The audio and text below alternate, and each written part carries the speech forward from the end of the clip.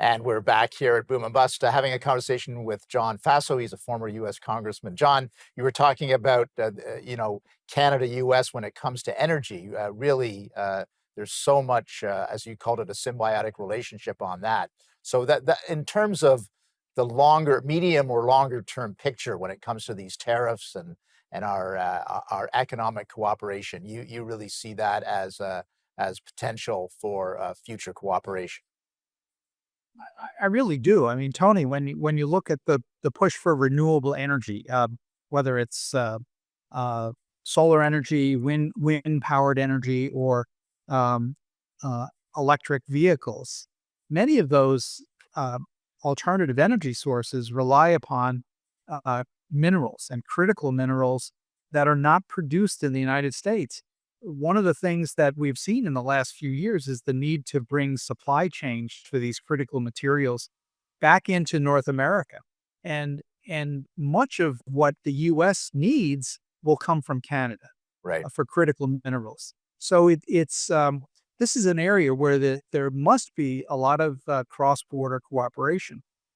And I'll give you another example. I was talking to a U.S. CEO just this week, and he told me that, well, he's in a recycling business. He takes paper products and recycles them, and he processes those products at a plant in the U.S., but also a couple of plants in Canada. And 75% of that production in Canada comes back into the United States. So how are those transactions going to be treated from a tariff standpoint? It would Right. not make any sense to take a U.S. raw material, convert it into a reusable paper product, and then ship it back to the United States and have that be subject to tariffs. So there are a lot of areas where this needs to be thought through and worked through. Look, there's always going to be competition, economic competition. uh, I represented in Congress, in my district, a lot of New York dairy farmers Right. who, frankly, felt that they were being taken advantage of by not being able to sell their products into Canada. We know Canada has a very different system in terms of marketing and production in dairy. So there's a big difference between the US and Canada on dairy. But when you get to these other things like steel and energy and oil and cross-border trade with autos, I think we have to be really careful before we just make a carte blanche 25% tariff on everything.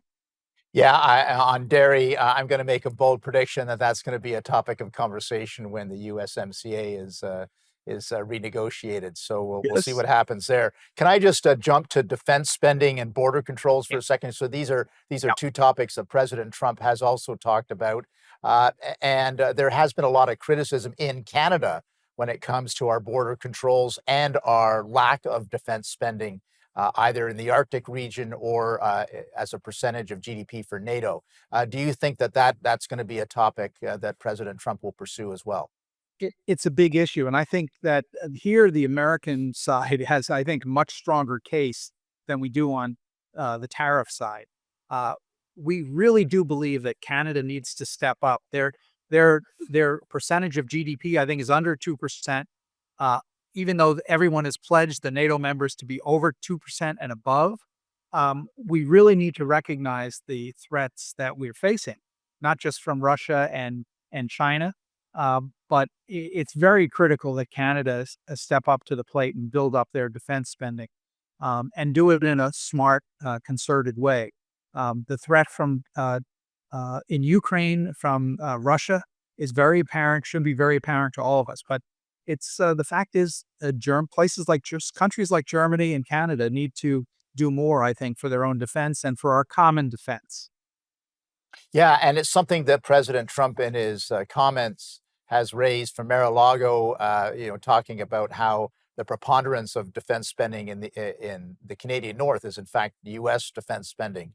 So clearly, he's going to want to see that in some way altered. So that could be something that Canadians should bring up with President Trump and the administration as well. Absolutely. Yeah, yeah. Um, I want to talk. We're going to take a brief break, but I want to get you thinking about sort of the broader picture because the this whole conversation in Canada or about Canada is one piece of it, but there's a larger geopolitical conversation happening that President Trump has raised with the Panama Canal and with Greenland. And obviously, I'm sure you have, as an observer, you probably Yes. have some insights into that. So we're gonna get to you on that. We're gonna take another brief break, John. We'll be back to you after these messages.